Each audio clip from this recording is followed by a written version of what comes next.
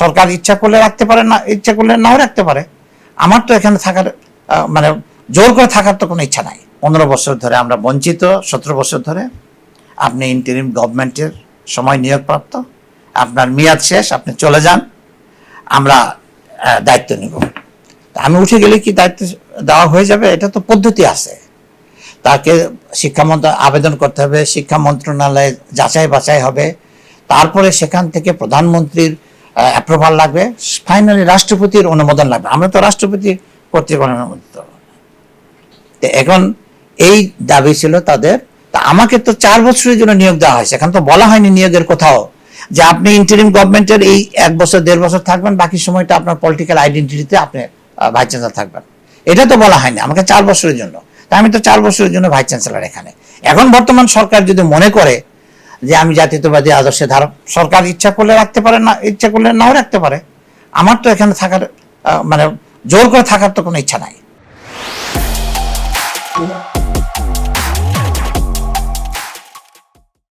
আমি সেবা দেওয়ার জন্য আসছি, আমি সরকারে আমার উপরে যে অর্পিত দায়িত্ব আছে সেটা পালন করার জন্য আসছি।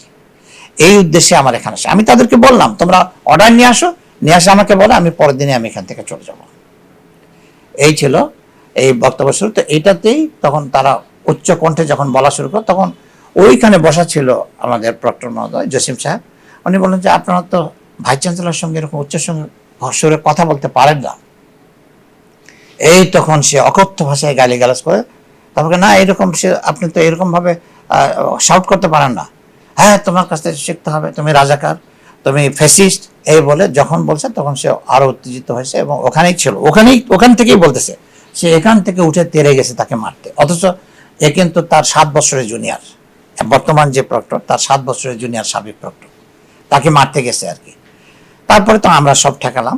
আমার ক্যামেরাটা পর্যন্ত নিয়ে গেছে ইয়েকে, এমদাদুল হক পাপ্পুর নাম, আগের অ্যাডভাইজার ছিল।